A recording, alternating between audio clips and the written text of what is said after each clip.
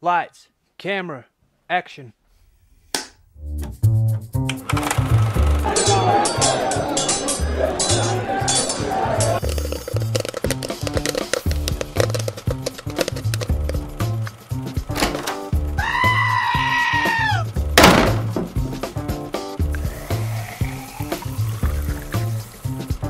And the winner is...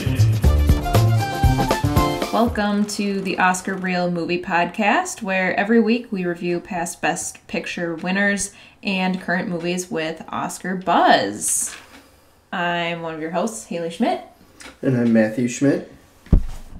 And we have another packed schedule today. Yeah, we got a couple things on the docket. One of which I was just going to talk a little bit because I thought this was interesting because I listened to multiple podcasts, one of which being, no shocker, the number one podcast around. I feel like the Joe Rogan Experience, and one of his recent guests that I was kind of excited to listen to was Rick Baker. He's he's retired now, a former makeup and hairstylist in the industry. And his nickname was actually Rick Baker Monster Maker because... That's a great nickname. Yeah. Because he was really into monster movies, and a lot of his, the movies that you would recognize on his filmography are monster films. Mm-hmm. And he actually, let me take a quick look really quick on how many nominations he had for the Academy. Yeah, I think, if I'm counting right, Rick Baker had 12 Oscar nominations for Best Makeup or Best Effects, and he's won 7 Oscars, so he's, his pedigree is amazing. He was a fantastic guest on that show. It was really interesting listening to him talk about, excuse me, some of his past films. What I think is really interesting is... looking at the movies that he's kind of well known for, the ones he's won an Oscar for, are An American Werewolf in London, Harry and the Hendersons, Ed Wood, The Nutty Professor, Men in Black, How the Grinch Stole Christmas, and then The Wolf Man, which came out in 2011 with Benicio del Toro. So wow. And he got nominated for Norbit, Mighty Joe Young, Coming to America, so a couple of Eddie Murphy movies there. Mm-hmm. And then a Tarzan movie, I don't know, it was Greystoke, The Legend of Tarzan, Lord of the Apes. I haven't seen that one, but I just wanted to talk about it because I think it's interesting looking at these films that he won awards for, got nominated for. They're kind of monster-ish movies. Werewolves, Harry and the Hendersons, Yep. Men in Black, Aliens at least. I think a lot of people, when they think of best hair and makeup, they think of the more Academy bait movies. They think of like fancy, updo hairstyling and beautiful makeup, as opposed to, it sounds like a lot of what he does, like a lot of prosthetics and major transformations. Yeah, I think, like you were saying, I think of The Favorite. I don't know if that won that Oscar, but hair and makeup there, or The Darkest Hour won best hair and makeup a couple years ago with Gary Oldman. Very serious and well-received movies. That's what I usually think of with the Academy and this award. But here's a guy who, looking at these movies, other than Men in Black, well, Ed Wood, I would think, is the only Oscar quote-unquote bait movie, and then other than that, Men in Black and American Werewolf in London are probably the only critically acclaimed films out of all these, which is probably a testament to him that out of these movies that don't get well received from critics, like The Wolfman or Norbit, he is getting recognized by the Academy, which I think is a testament to him. Yeah. No, that's super cool. If you had me betting on whether or not Harry and the Hendersons won an Oscar, I'd be like, no. Or Norbit getting an Academy Award. It's kind of like Suicide Squad won this Oscar a couple of years ago, which is... For makeup, makeup. Which is a terrible movie, but sometimes if you do a good job, you can get recognized for it. Yep. But a couple of things that I thought were interesting from his interview... he talked about each of his movies that he's really well known for throughout the entire interview, but the two that I thought were really interesting were the movie that he got his first Academy Award for and his last, which the first being An American Werewolf in London, which I don't know if you... Have you seen that? No, I don't know anything about it. So this is a classic. Maybe we'll have to review it sometime, but this is a classic monster movie. It's a different take on a werewolf movie. Okay. And he claims, Rick Baker said that this is the only film that he had complete free reign on to do whatever he wanted. That was his first one, you said? That he won? That he won for, okay. Yep. And so it was directed by John Landis, who the two of them were pretty good friends, which is why he let him do whatever he wanted. And his goal in this movie was to make... This probably has the most famous transformation scene in werewolf history, but I don't want you to watch this. Alright, so yeah, I turned on the transformation scene for Haley to watch. But his goal in this scene was to show a painful transformation, because in all the old werewolf movies, the guy would just be sitting there and all of a sudden he would turn hairy. And he didn't think that was very believable. He thought transforming into a werewolf would be very painful. So in this scene, the main character just feels hot and uncomfortable, and then they just show all these different prosthetics of his body conforming and turning into this werewolf, and it's pretty insane stuff to think that he could do this in the early 80s. And it's interesting, so throughout the scene he gets hairier and hairier, but he actually filmed it in reverse.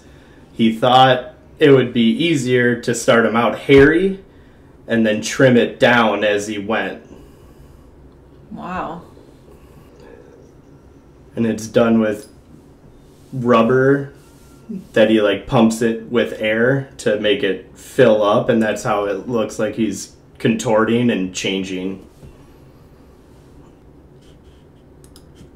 That's pretty crazy. Yeah, so that's probably he considers it, his best work, I'm sure. I think a lot of people consider that his best work, but I thought that was really interesting to hear. The last thing is his last Oscar win, which was The Werewolf, which was a critically panned film starring Benicio del Toro, but Rick Baker was really interested because he loves werewolves and monsters, and he had heard that they were going to, instead of using CG, which a lot of people would use these days for monsters, they were going to actually go with makeup and practical effects, which he was like, okay, get me on board. But when I said American Werewolf in London, he had free reign. He says this movie is the complete opposite. It was almost a disaster to work on. They changed the directors a week before they started filming, and that director that left, him and Rick Baker got in arguments over concepts. So when he left a week before filming, Rick decided, I'm just going to do my original concept, and when this new director comes on, he's not going to have a choice because we don't have enough time. Right. He would have to constantly validate buying hair, and he's like, why are you buying so much hair? I'm like, because he's the wolf man. He's got fur. Yeah. So it's just pretty interesting. The last interesting take I took from it was there's a transformation scene in that movie where Benicio del Toro changes in this hospital, and it was all CG. The transformation was all CG, but they didn't let Rick know, or they didn't invite him to the set that day. They just didn't tell him that they were doing it in CG for some reason, whether it would have upset him or what. And they took his ideas, he had made molds and things for the transformation scene, and he came up with all these ideas for it, and then they took his ideas, did them in CG, and then didn't tell him about it or invite him to the set for recording. Which was kind of interesting. He said he felt like they were redheaded stepchild of the set. Like, no one wanted them there, but they were like the only people there that wanted to be there. Like, he's like, I feel like me and Benicio are the only ones who want to make this movie, but no one wanted to include him on anything. So I don't know, I just thought that was pretty interesting. Okay, let's get into this week's trailer park. We are going to be looking at Last Christmas. A new Pixar teaser came out today for Soul, and then also a full trailer came out for Invisible Man. Yep. So, if we want to start with Last Christmas, let's see, who is in that? We've got Emilia Clarke. Yep. Which you'd obviously recognize from Game of Thrones. She's been in other roles too. And then Henry Golding. Yeah, the guy from Crazy Rich Asians. And yeah, it looks kind of like a lighthearted kind of romantic comedy set. Well, it looks like Emilia Clarke is working at in a Christmas store. So, that's part of the Christmas feel, but I think it does take place around Christmas, too. Yeah. I don't know. That's my guess. Yeah, I think it takes place during Christmas. And in the trailer, it kind of alludes to she doesn't quite have her life put together in some fashion. She's working in retail. It seems like she had survived some kind of medical scare. Mm-hmm.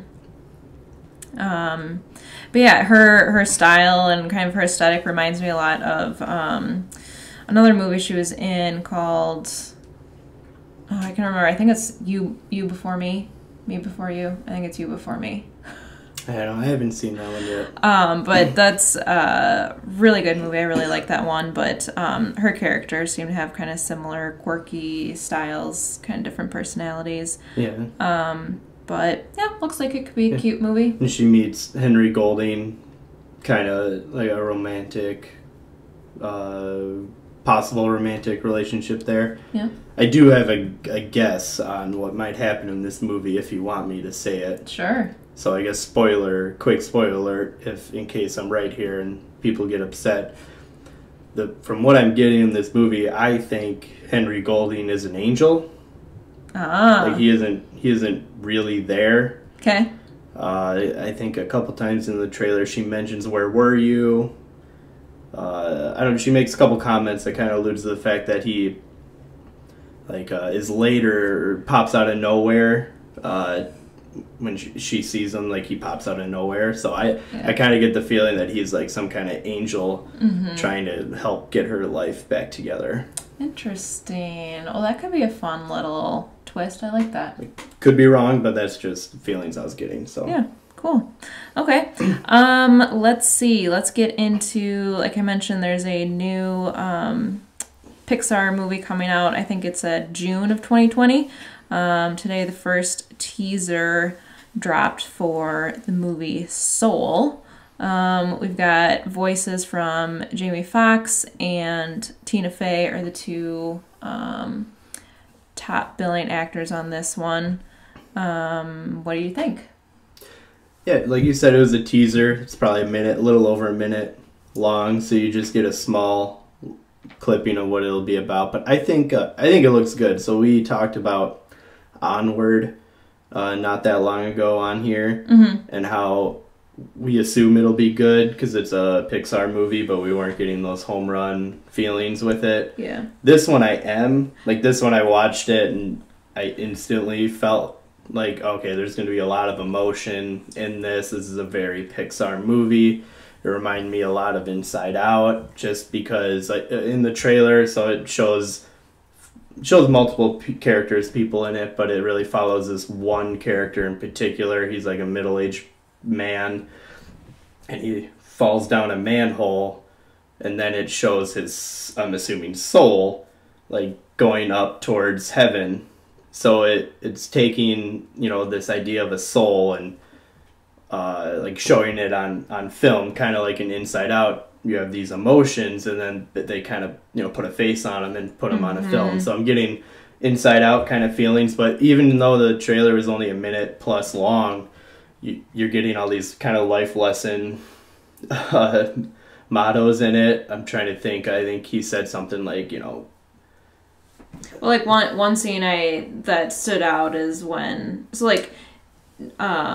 the character who's voiced by Jamie Foxx, like through the whole thing, you just kind of see these people doing, some sort of like mundane things throughout their life, and one guy's sitting at a desk with all these computers, like, what am I doing? And so I think it's kind of like putting some soul, putting some feeling back into your life. Yeah, there you go. That's a good way to put it. Yeah, exactly. So even though it's a minute-long trailer, you're kind of getting those vibes of like these life lessons. So I think I'm getting more of these Pixar emotional, pull your emotional strings a little bit more than with Onwards. I'm getting more of the traditional Pixar quote unquote home run feelings with this one. So it looks good. Can't wait. Yeah, it'll be interesting to see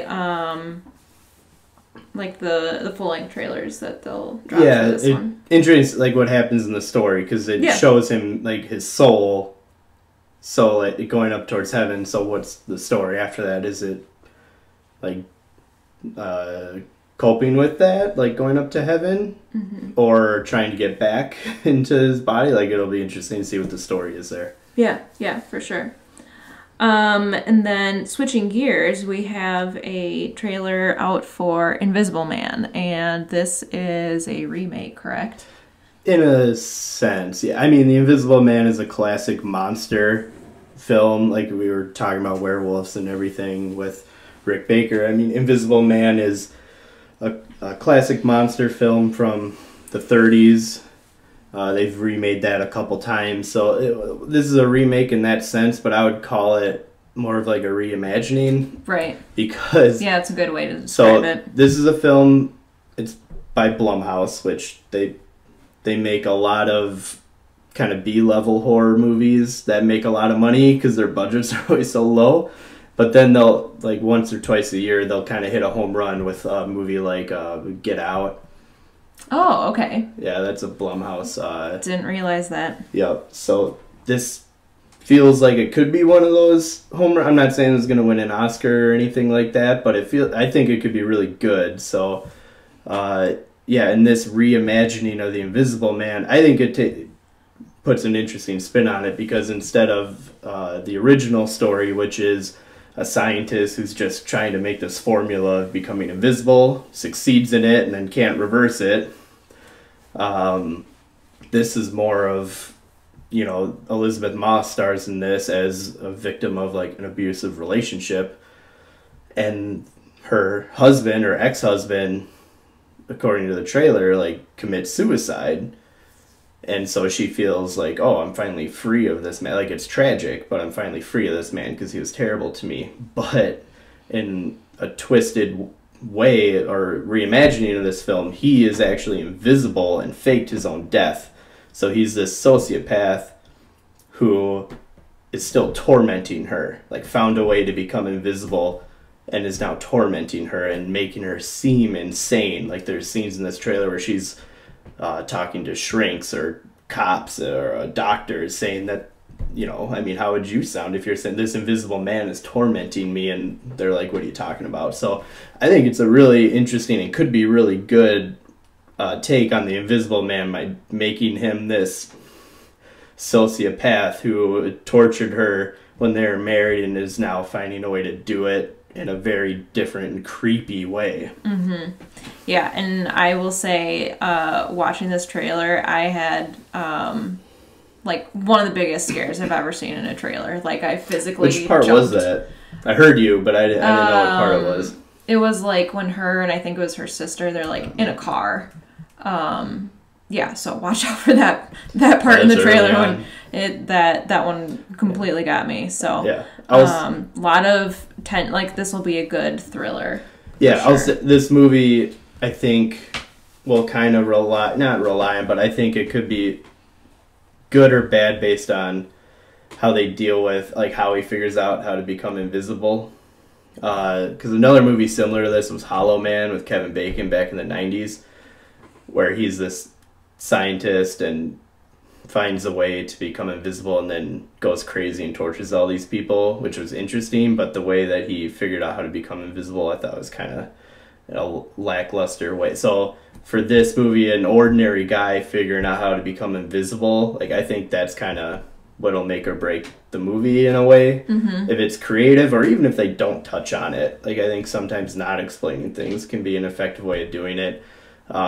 Might be good, but if they come up with some weird way of him turning invisible, I think that could sometimes be a detriment to a movie. Yeah, that comes out just a little after Valentine's Day, February 28th, 2020. Perfect. Put it on the list. Mm-hmm. That'll be kind of a nice, nice movie to come out, like late winter, early spring. That's not a very big release time. I don't feel like. So it'll be something good to check out. Mm-hmm. Anyway, so getting into this week's movie reviews, for the current buzz, we will be talking about Joker, and the Best Picture winner that we are discussing is going to be from 2001. Yep. Which is A Beautiful Mind.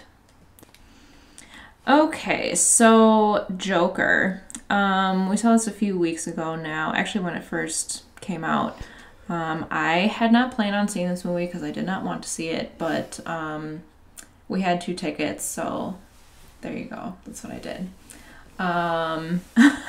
Anyway, so Joker obviously has Joaquin Phoenix in it. Robert De Niro's also in there. I'm trying to think, are there really any other big name actors that people would recognize? Yeah, I'd say because you're right, this movie mainly focuses on Joaquin, but Robert De Niro plays a TV show host, Zazie Beetz, I think is worth noting. She's from the show Atlanta. Yes. She plays like a neighbor in the apartment building. Yes, that's right. I feel kind of bad I forgot about her because, yeah, she's a good actress. She's a good character in this. But yeah, so it focuses... So this movie is like a kind of origin story of the Joker. So Joaquin Phoenix plays Arthur Fleck. He, works as a clown in real life, kind of doing like odd end clown things. Like you see him in a hospital with kids, but you also see him, being one of those like sign twirling guys for like going out of business kind of thing. He's like a clown for hire, yes, for rent. Yes. Like without getting into it too much in this non-spoiler section. Mm-hmm. He's a clown for hire that isn't doing too well in life. Yep, he lives in... I was going to say New York City, but it's Gotham. I forget. Yeah. He lives in an apartment with his mom and kind of helps take care of her and stuff. But you're right, he's kind of down on his luck. Definitely kind of an outsider, kind of an outcast. Even the other people with the like clown for hire, they don't, really pay too much attention to him. They don't, not really kind to him. So yeah, it's kind of an origin story of how he kind of becomes the Joker, I guess. Yeah. But I don't. Well, maybe that's too spoilery. Yeah, it's tough to talk about this movie too much without getting into spoilers. So I guess the things I'll say about this movie is, score-wise, I'm giving this a 7.7 out of 10. The way I've been describing this movie to people, I think it's a good movie where Joaquin's performance makes it great, because he, I think, is phenomenal in this film. It's carried by him. I don't love it as much as other people seem to like it. It's getting... I just had it up. It's a 8.8 on IMDb, and then for Rotten Tomatoes, it's an 89% for the audience, but it's a 69% for critics. Yeah. So kind of, we talked about this with Once Upon a Time in Hollywood, where the critic score was really high, but the audience score was a little lower. This is kind of the reverse of that. It's a very dark, gritty, kind of kick you in the nuts kind of movie. Like this movie, this isn't really a spoiler. The very first scene of the movie, while the first scene is him painting his face. But other than that, the first scene of the movie is when he's twirling that sign as a clown, like in front of that piano store or whatever, and then those kids take his sign and he chases them. It's in the trailer, but they chase him and then they beat him up. That's the very first scene of the movie. So it just gets dark right away and stays there the entire movie. There's no bright, shiny moments in this movie. There's no comic relief. None. He's even supposed to be a stand-up comic, and there's no comedic relief in this movie. There's no happy moments in this movie. It makes you feel uncomfortable the entire way through. Yeah.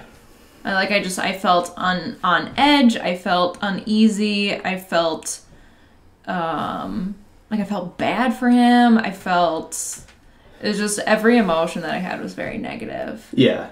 Which is what some people like about it, but that's honestly something I don't like about it. I don't want my movie to be that dark and making me and have that feeling for 2 straight hours. Mm-hmm. I need I need something in there to get a different emotion. A lot of people, Todd Phillips wanted this to be like Taxi Driver, which is a Martin Scorsese movie back in the 70s.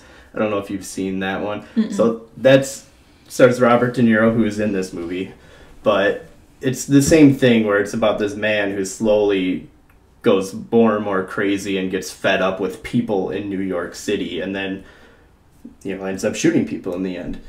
So this is very similar to Taxi Driver, but I think it's Taxi Driver without the moments that make Taxi Driver great to me, because Taxi Driver has those moments of funny moments, and there is a love interest story in that movie where he makes jokes. There's funny characters in that movie that are actually funny, and it makes you feel a different emotion, where Joker is just making you feel terrible for 2 hours. The first half, you feel bad for him. The second half, he does terrible things to people. Yeah, I think that's a really good way to put it. And one thing that was kind of tough for me is we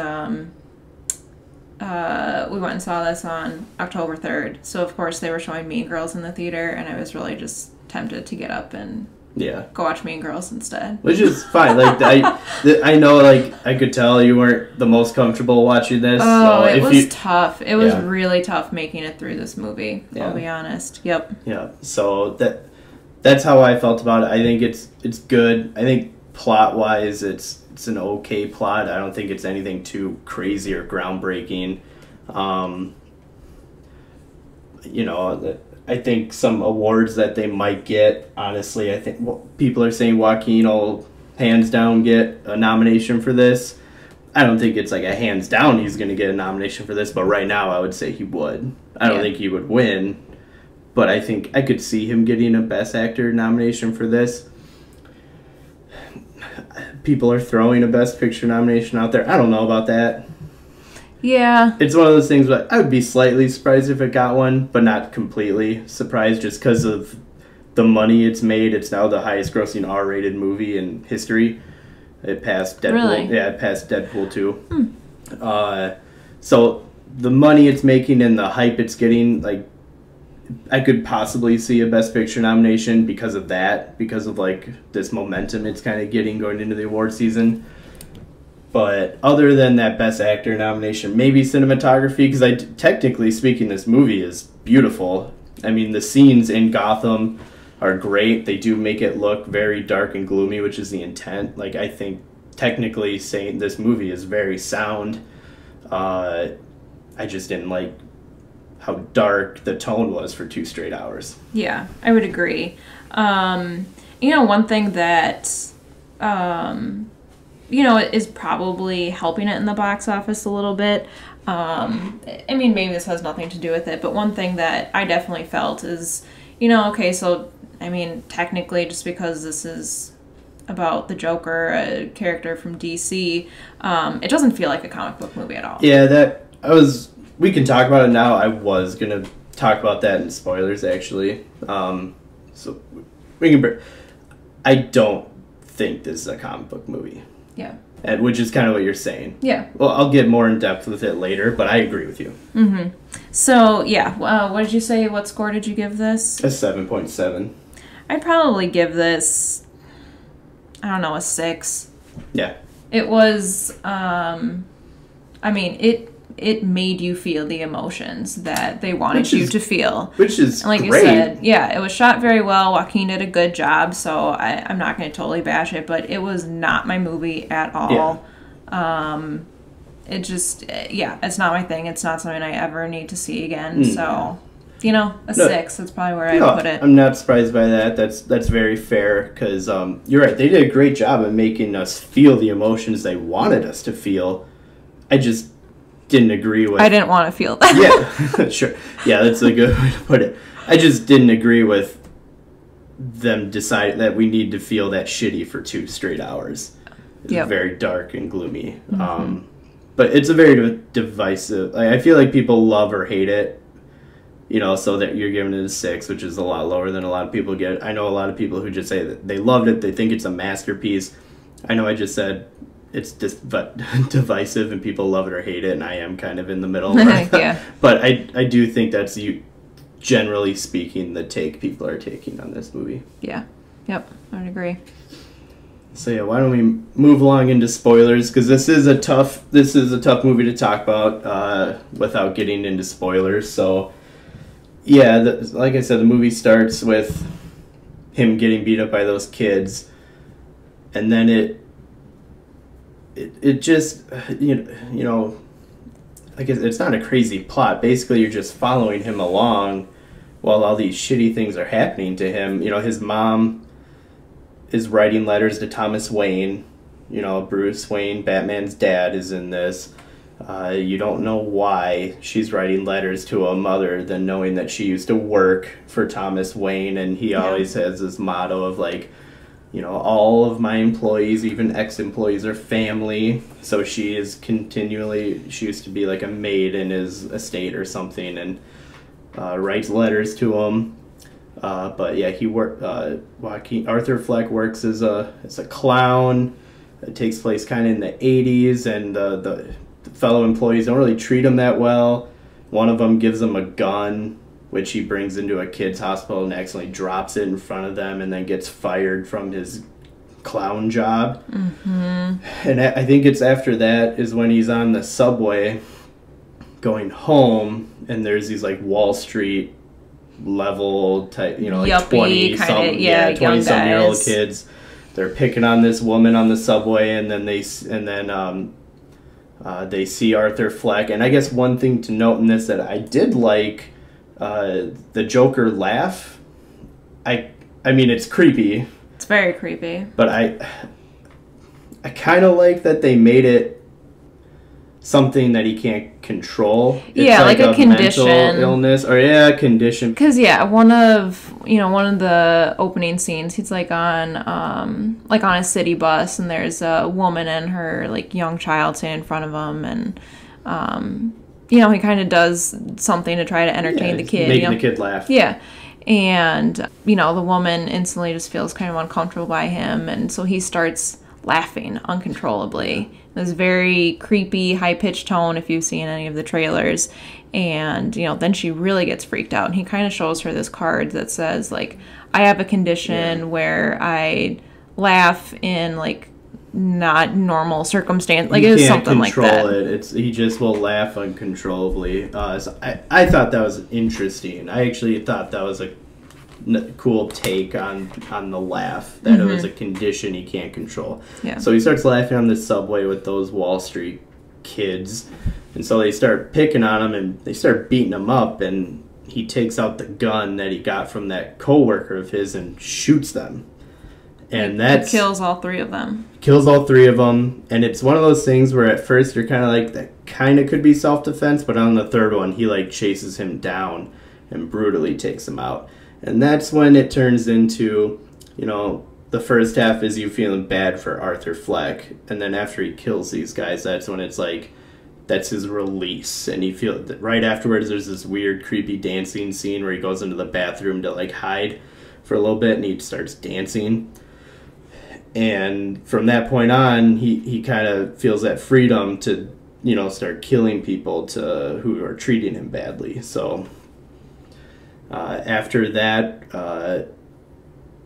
the public actually takes this in a different way, where they see this clown. All they know is a clown killed 3 Wall Street guys. Mm-hmm. And this is at this point in the movie, it's in Gotham. It's the 80s, and there's this kind of class war going on with the upper class, like Thomas Wayne, and the lower middle class. And the public, or the people of Gotham, see this as like a vigilante, like a good kind of good guy, a clown taking out these upper class people and standing up for the lower class, which is not the intent of the Joker. He just wanted to kill people. And so it kind of turns into this, like, Arthur Fleck starts seeing himself as this public figure, but he kind of lucks his way into it to an extent. Well, yeah, and I think he kind of looks at it as, oh, like, I have people on my side. I've got someone in my corner.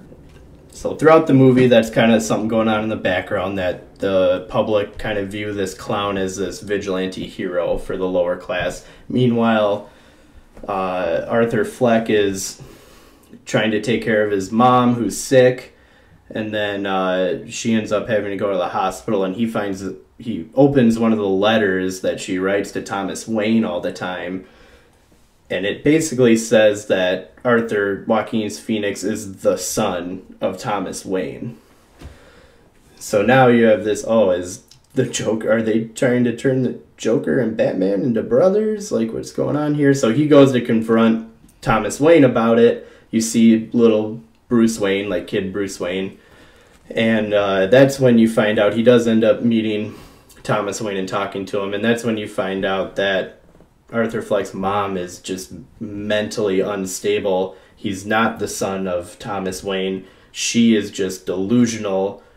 And I think Thomas Wayne tells him that your mom was at Arkham Asylum at some point. So then he goes to Arkham to find his mom's file and read up on it a little bit, gets it. Another kind of creepy scene with another Atlanta actor. I can't remember his name, but one scene with him that was kind of cool. But he gets his file and reads up on it, and that's when it gets even darker. When you think it couldn't get darker, it does, where it talks about how Arthur Fleck was adopted by his mom, and then she just treated him terribly through his childhood, that apparently he was just blocking out, where she would beat him up, she would tie him to the radiator and not feed him, and at one point he got hit over the head, and that's where his laughing condition came from. He had to go to the hospital, and that just gets even. Again, there are no bright moments in this movie. No, it's just it like gets darker bad and news darker after bad news. Yeah. So then he goes to the hospital, asks his mom if this is true, ends up killing her in her hospital bed, does the old pillow over the face trick, and then fully embraces the Joker figure and persona, and in probably one of the only scenes that I felt were done really well, at least if you're calling this a Joker movie, is he's getting ready to go on Robert De Niro's character's show. He's still in his apartment, and that coworker that gave him the gun comes over along with a third person, another coworker who's he's a little person. And Joaquin takes a pair of scissors to the coworker that kind of set him up with this gun, and big dude, a big guy, and murders him right then and there. Very brutal, very gory. But the reason I say I think it was pretty well done is because the thing about the Joker in the comics is he still has jokes and is funny from time to time, whereas in this, Joaquin is normally he's got just some brutal. Like he's clever. Yeah. Think like Heath Ledger, like he still had jokes and things that were somewhat funny throughout the film, even though he was a psychopath. but he lets the little person go, but he can't reach the door. Well, it's he and I noticed this right as soon as the two guys walked into the apartment. Arthur does a little like chain latch thing, lock up towards the top of the door, and I'm like, oh, this is bad news. Instantly, I'm like, he's locking them inside their apartment. This is gonna be bad news. So you're right. As you know, after Arthur takes out the big guy, you know, the other guy's like, dude, like Arthur, just let me go. Kind of pleading with him, like, just let me go. And it was a really tense. I mean, there's a lot of tense scenes in this movie, but that one was really tense because he had to walk past Arthur. My palms are like sweaty just thinking about it right now. He had to walk past Arthur to get to the door and step over the dead guy. Yeah, so like as a viewer, you're like, is he gonna kill him or is he gonna let him go? And then like you said, it's a latch on the door and he can't reach it, so he has to ask Arthur to open the door for him. And he eventually does, and he kind of does one of those fake, like, comes at him type moments to freak him out. And the reason I say I think that was a well-done scene is because that was one of the few scenes where I felt like that's something the Joker would actually do. Sure. Okay. So anyways, after that, he goes on Robert De Niro's show, has this huge speech where he says he's the actual clown killer, like the guy who killed the Wall Street guys, and then does this huge monologue about how, everyone, you're the reason for me being like this because no one ever helped me. You're the reason I'm like this. And then he shoots Robert De Niro, and then it gets arrested, is in a police car at the end of the movie, and then the public kind of takes out the cops and frees Joker, and he has this like dance scene at the end on top of the car. And then the very end of the movie, the last scene is him like in Arkham talking, like, he's been arrested or something, and he's in Arkham and talking to shrinks and saying, like, laughing, and the shrink goes, what's so funny? And he goes, oh, you wouldn't get it. And then it ends with him running out of that room with kind of leaving bloody footprints and running away from orderlies, and then it fades out, and that's the end of the movie. So yeah, just low notes the entire time. Yeah. It like I said, there's some things that were really well done, but just be prepared that it was so emotionally draining. It was. I am someone that I feel other people's emotions, and I really cling to emotions when I see them on like movies, TV shows, whatever. So to feel that negativity, just completely unrelenting, it was tough. It was tough making it through that. Mm-hmm. Yeah. So, like I said, I feel like I've been talking pretty negatively about this movie, even though I'm calling it a good movie. Joaquin's performance, I'd like to hear your take on it because you gave it a lower score than me, but I think Joaquin's performance is phenomenal in it.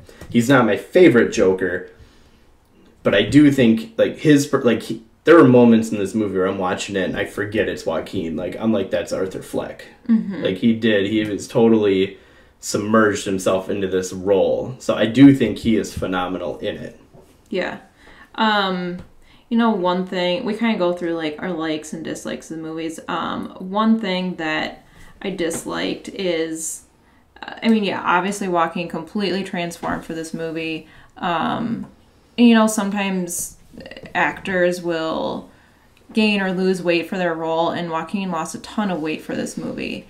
I don't feel like it was necessary. It made me, other than the fact that it just made me feel more uncomfortable. I think that might have been the point, just making him more creepy. Yeah, it had nothing to do with the storyline, but you're right. I think it's there to make you feel uneasy. Like, there are so many scenes where he's just walking around, like, his pants, like, barely hanging on to his hip bones. He's got just a tank top on or no shirt at all, and you just see him and you can see every bone in his body. It's just like, ugh, why was this necessary? Who did this to themselves? But you're right. It's there to make you feel a certain way, and I didn't particularly like it. Yeah, I get two more things for me on this. So I kind of, you brought it up earlier, and I wanted to expand on it a little bit more. I don't think this is really like a comic book movie. No. I feel like this is a script that someone had and just decided to put the name Joker on it. Well, or someone wanted to like remake Taxi Driver and just went, what do people like these days? Superhero movies? Okay, let's make it Joker. Like you said it earlier, you're like, oh, I was gonna say New York, but it's Gotham. Like it doesn't feel like a comic book movie. Yeah, it feels like a normal story. It feels like a person. I mean, there are people who, I mean, not live their lives exactly like this, but you know, people who have a lot of struggles and hard times and a lot of issues in their life, and they make crazy decisions because of it. So it felt very real. Yeah, which, I mean, you can have that's like the Dark Knight trilogy is like a realistic superhero movie. So like you can have a superhero movie feel real, but I just didn't feel like this didn't feel like a comic book movie to me, and this didn't feel like Joker to me. He lucked his way into a bunch of things. He really wasn't that smart. Like the Joker is a really smart, clever character, and in this I felt like kind of he stumbled his way into success and wasn't really smart about a whole lot of things. So it just didn't feel like Joker to me.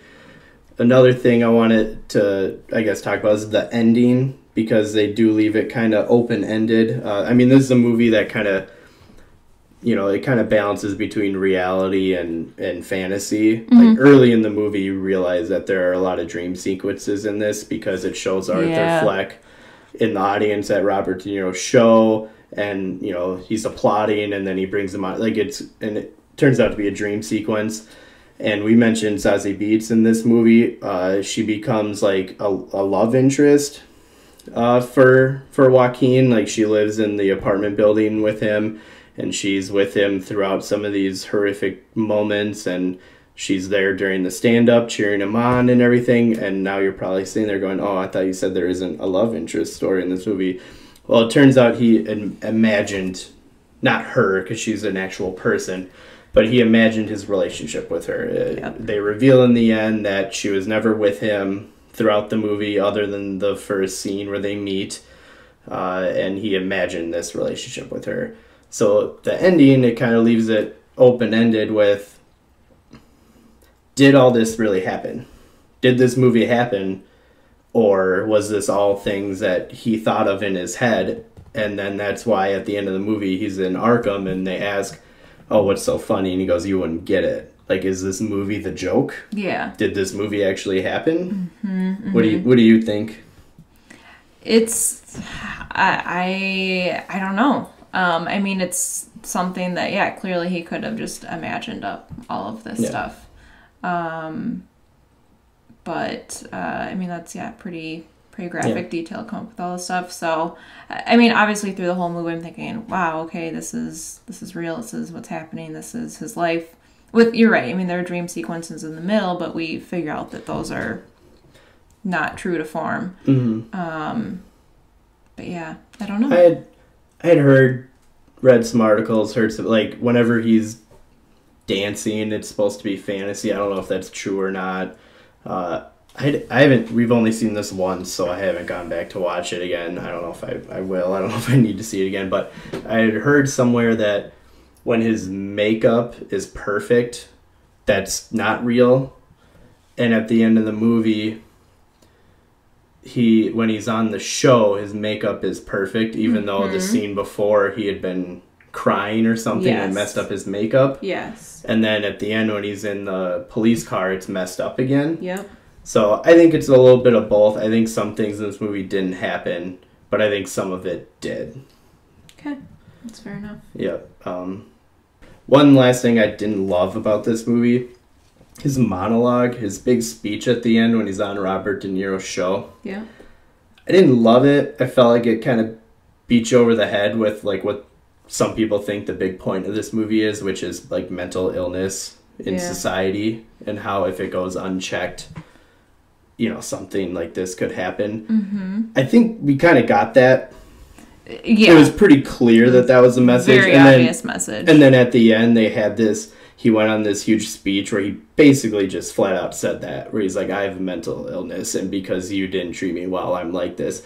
I thought that speech was a little beat you over the head, but that's just my opinion. I mean, right, there are, you know, movies where, a monologue in and of itself can get you an Oscar win, and like, you know, those moments, you remember them. But this, I mean, you mentioned, I'm like, okay, yeah, it happened, but I didn't even really remember what he said. Maybe I was just wanting the movie to be over. But no, I think that's a good point.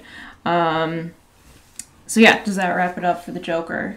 Yeah. Or just Joker, sorry. Joker. It's not the Joker, it's just Joker. Other than, here, a little trivia. All clocks in the movie show the time as 11:11. Interesting. Did they get that from Us? 11:11's a big thing in Us. Yeah. So, anyway. Perfect. Let's move on to this week's Best Picture winner, which is it was released in the year 2001, A Beautiful Mind.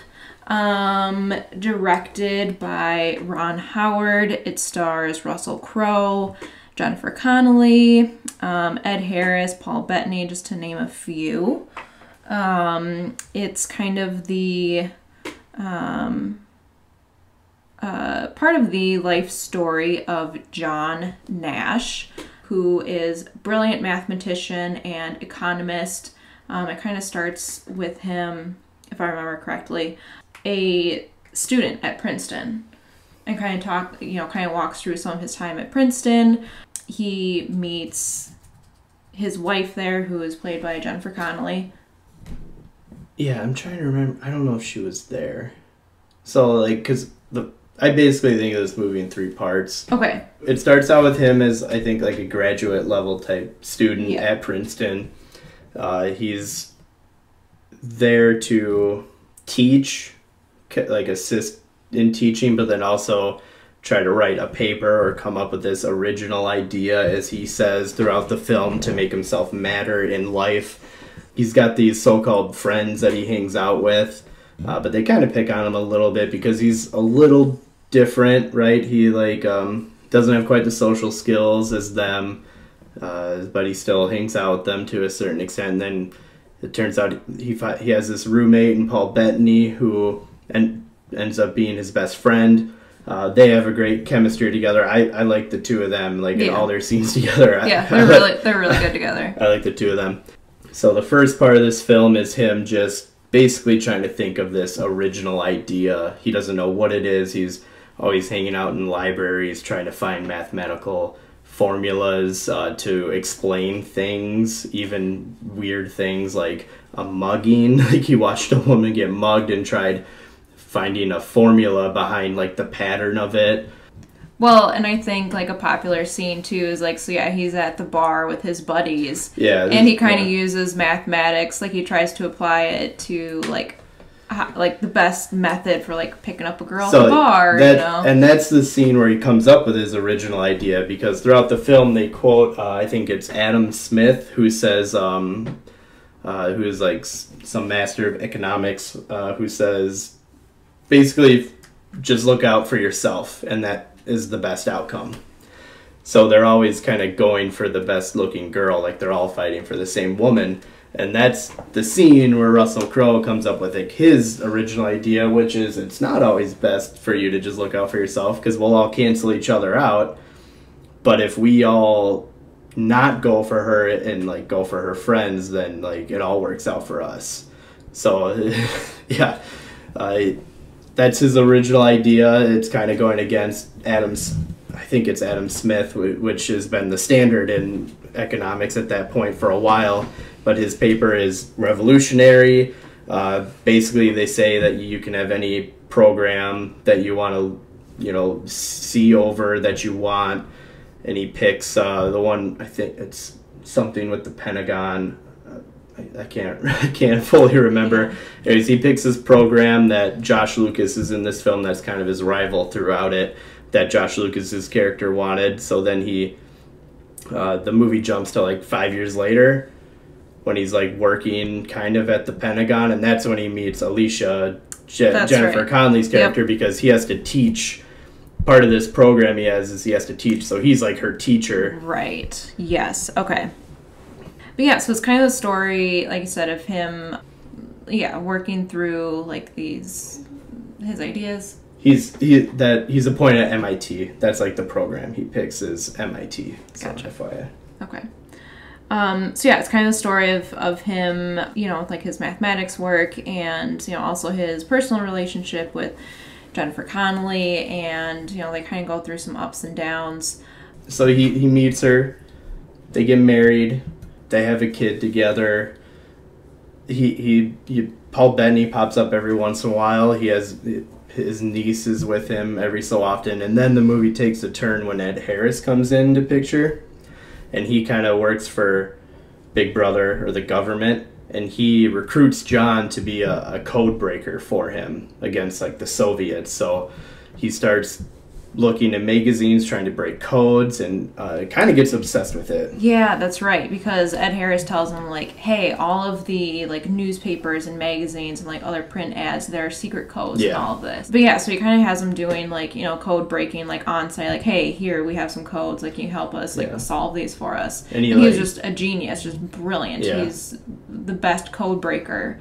Yeah. And so that's when Ed Harris is like, hey, like, there's actually all these secret codes, like, out in newspapers and magazines, and look for them and report all this stuff back to me secretly. Put them in envelopes, and he gives them he puts a chip in them that he scans in to get in this mansion to put them in a mailbox. Like, it's really crazy stuff. Like, he's like a spy, and then it takes another turn. This movie takes a lot of turns. He's getting really paranoid at this point. He thinks people are following him. I mean, rightfully so. He's doing all this crazy stuff.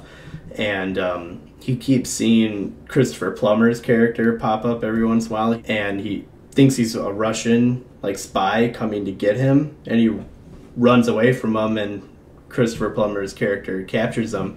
And that's when they reveal that all this Ed Harris, spy stuff isn't real. It's all in his head. He's schizophrenic and has been imagining Ed Harris's character this whole time. At least that's what Christopher Plummer's character is telling him, this isn't real. And of course Russell Crowe is or John Nash is no, you're a Russian spy, you're lying to me. But it turns out he's not. This is all in his head. They even go to the mailbox where he's been dropping off all those magazines and everything, and all the envelopes are there. So the twist in this movie is there is no spy action going on. He's just a schizophrenic. He's a brilliant person, but his mind... paranoid schizophrenic, I think, specifically. So, yeah, he's, having hallucinations, more or less, about certain situations and certain people and who they really were. So, so his mind is the thing that helps him with his job, but it's the thing that hurts him with these hallucinations. So the film turns into this battle with how he can manage it. They give him these pills to lose the hallucinations, but with that, he kind of loses his ability to break those codes and really do his job. Yeah, it really impacts his, processing. Yeah. It just kind of makes him foggy and... Yeah. And he secretly stops taking the pills, and, he's... able to solve those formulas and equations again, but then he starts hallucinating again and loses himself in that fantasy world. He can't make himself realize that they're not real. Mm-hmm. Until he finally does come to the realization that they are fake. He finally convinces himself that they're fake, because the niece of Paul Bettany's character, who's fake as well, his former roommate, and best friend. That was the most heartbreaking thing for me. It was one thing for him to realize that, Ed Harris's character, Parcher, he wasn't real. It's okay, fine, whatever. But to realize, his roommate, his best friend, and Paul Bettany was not real, that just broke my heart. Yeah, there's this, and his niece, which is how he realizes that they're all fake, because for all these years she hasn't aged, and that's how he realizes that they're not real, and how he's able to then cope with having this, illness the rest of his life, or disorder. How would you just... Yeah. Right? Disorder. The rest of his life. But you're right, that scene, and there's a scene where he's a little older, because this movie takes place over a long period of time. And when he's finally dealing with this naturally, without pills, and he's back at Princeton, Josh Lucas's character is now kind of in charge of admissions, or a dean of some sort. He's pretty high up at Princeton now, and basically gives Russell Crowe a job there where he can assist in teaching, or kind of wander the grounds if he wants to. Yeah, he lets him audit classes and use a library and stuff. So kids, I feel like kids kind of consult him every now and then, or if nothing else, oh wow, you're John Nash, and they kind of talk to him. And but you're as he's getting older, there is a scene where he talks to Paul Bettany's character one last time, and he tells him you're my best friend, but I can never talk to you again. And right, that scene, for a character who throughout this whole film has been socially kind of awkward and hasn't been able to make friends too easily, for him to not be able to acknowledge or talk to his best friend ever again, it was kind of tough. Was a little tough, but yeah, it was sad. But yeah, the last the last part of this film is it turns out he uses the library, he kind of wanders around campus, but he becomes famous, kind of like what you said, oh, you're John Nash. He becomes famous because of that paper he had wrote years earlier. It's revolutionized economics at the time. So he begins teaching kids, teaching students, and gets his own class, and he ends up living a pretty decent life, being this teacher at Princeton, and being married and having this kid. And then the last part of the movie is he wins a Nobel Prize for economics. So yeah, it was a really good movie. I'll kind of note some of the other awards that it was nominated for, the other things it won. So obviously it won Best Picture. Ron Howard also won Best Director. Kind of a weird note. I think, so this came out in 2001, right? This was, I think the first movie that I realized, the kid from The Wonder Years and Andy Griffith was actually still a thing. I was oh, he's still in Hollywood. So I think this was the first time I was oh, Ron Howard, still kicking. So I don't know, just a funny note. And then they also won for adapted screenplay, because this was based on a biography of the same name. Oh, and then Jennifer Connelly won Best Supporting Actress. Yeah. She's beautiful in this movie. I mean, she's beautiful always, but just seeing her set in the 50s and 60s and stuff, I mean, I don't know, she's just beautiful. So I think she did a really good job. Russell also got nominated for actor. They were nominated for editing and makeup, and then someone near and dear to my heart, James Horner, was nominated for best score. So did not win, but he was nominated for that. So they had, 8 total nominations, and they won 4. Yeah, no, I think well-deserving on all those. Jennifer Connelly is very good. I mean, she won the Oscar. She's great in this movie. I don't know who else was nominated that year, but I think her performance is well-deserving without knowing who else was nominated. And say, yeah, she definitely deserved that award. While this is a Best Picture winning movie, and I think should have won Best Picture. I think it rightfully won this award. I'm happy that A Beautiful Mind won Best Picture this year. There's a lot of things I like about it. We've talked about most of them already. I think the performances are great. I love the first third-ish of this movie and the last third. I love when he's trying to find his original idea, and then the end when he's older and coping, trying to figure out how to deal with this illness. I love those parts of the movie. I don't dislike the middle part, and I'll get into that in a little bit, but I love those two parts. And I'd said that him and Paul Bettany are great together. Paul Bettany is a good comedic relief in this movie. Yeah. He brings, you know, we talked about with Joker earlier. I think I need multiple emotions in a movie for it to be like great, and he brings a good comedic relief to a pretty, you know, serious movie. Yeah, and you know, I think John Nash, the character of John Nash is, you know, a little dry, a little bit awkward. But yeah, Paul Bettany's kind of brings some liveliness to it. So you're right. They're a good complement to each other. Mm-hmm. A couple of things that, you know, while I think is very well deserving of winning Best Picture, a couple of things I don't love about this movie. I do think the love story is kind of overplayed or overblown in this. And what I mean by that is not so much like them meeting and dating and getting married, because I like all that, but this very much has like a love can conquer all type feel to it about how he can overcome his illness, and it's a nice message, but I think they overplay it. Like there's scenes where Jennifer Connelly is like looking at Russell Crowe and saying things like, "Oh, I need you," like, this is where it's important, and she puts like her hand over his heart, and I just think like stuff like that is kind of a little cheesy. Yeah, a little almost, cheesy. Yeah. I think that happens every once in a while. I'm not saying it happens like throughout from start to finish, but I just think it kind of gets overplayed a little bit.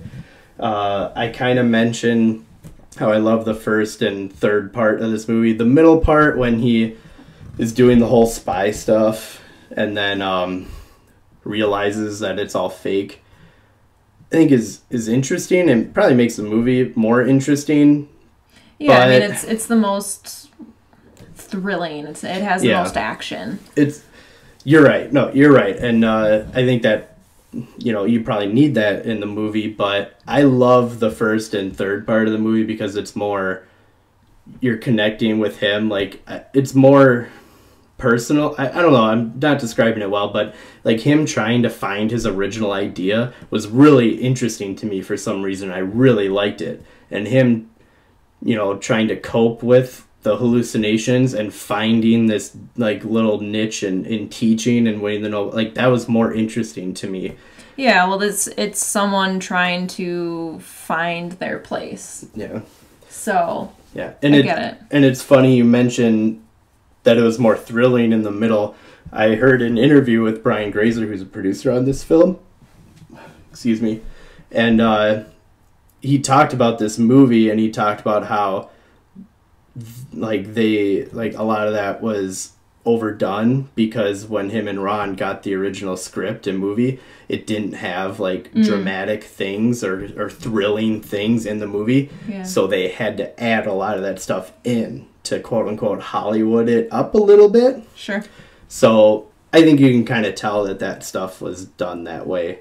So maybe that's why I don't love the middle part as much. But last thing that I'll talk about that I feel like you kind of have to bring up with this movie in my like don't love it part of it are the historical inaccuracies or just omissions from this film. So this is a very good movie. I think this might be a reason why the Rotten Tomatoes score is drastically different on this. If I didn't mention it before, it's a certified 74% by the critics, but a 93% by the audience. I think without knowing anything about John Nash, I think this movie is a 93% like the audience is saying it is. Mm-hmm. But when you look at the historical inaccuracies of this movie, I think that might be why the critics score is a little lower, because John Nash does not have the best past. He had, I think, illegitimate kids. Well, he developed a relation, if I remember correctly, he developed a relationship with one of his nurses and basically had like a second family with them.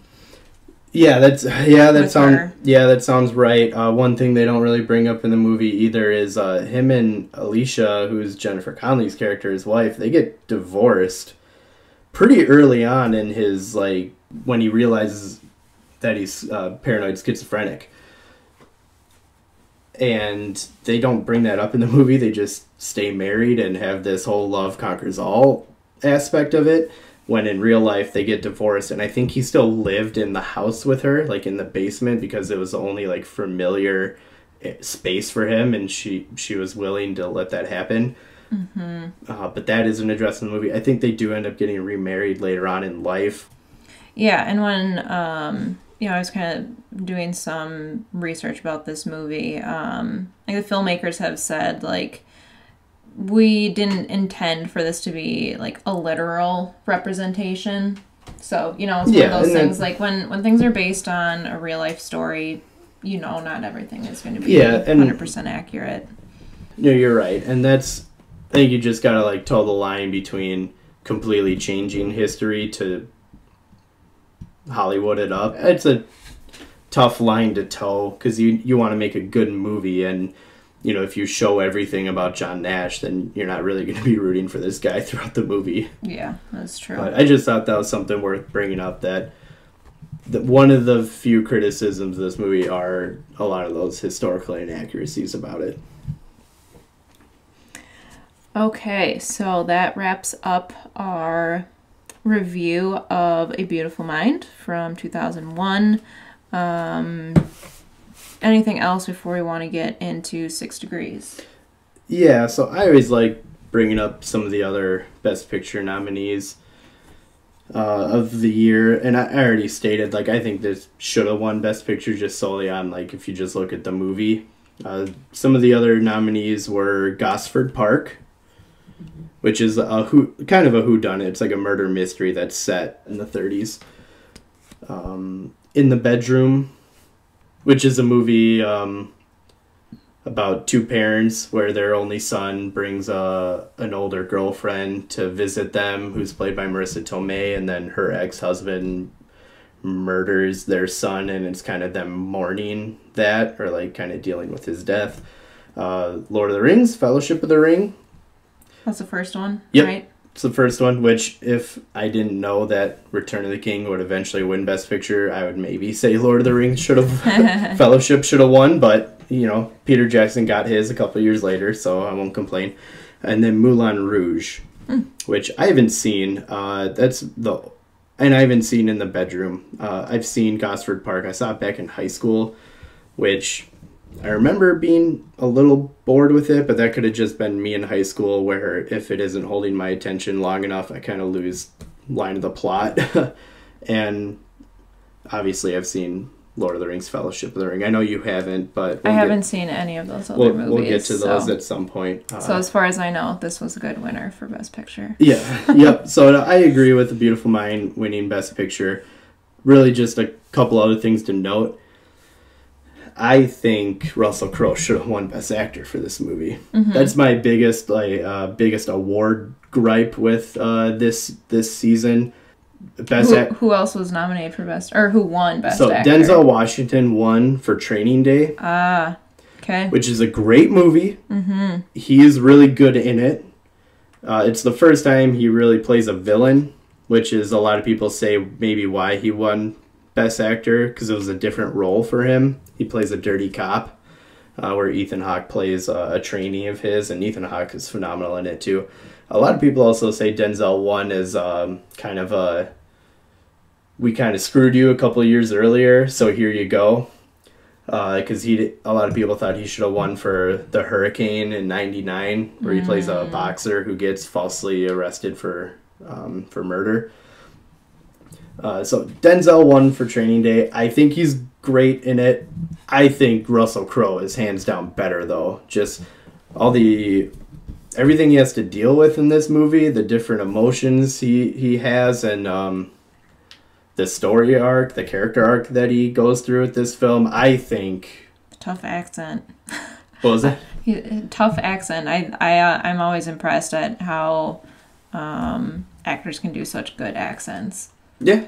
For an Australian guy to do... I can't even just describe John Nash's accent. It's kind of weird, but I don't know. Yeah, so that's my biggest gripe with this season, 2001 Oscars. I think Russell should have won Best Actor.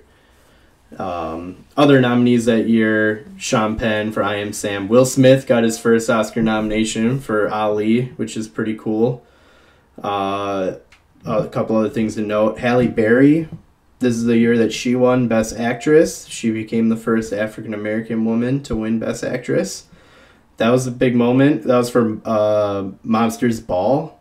Have you seen that one? No, I haven't. But that's one piece of trivia that I'll always remember is that she won for Monsters Ball. Yeah, that's a pretty brutal movie. I haven't seen that one in years, but I remember her being fantastic in it. Then we mentioned Jennifer Connelly winning Best Supporting Actress. Jim Broadbent won Best Supporting Actor for Iris. I haven't seen that movie. This is just a random fact that I've always remembered, that Jim Broadbent won Best Supporting Actor for Iris. I even think I owned it at one point, like at my dad's house. I think I had that on DVD, but I never watched it. I don't know why. That's such a random fact. I love it.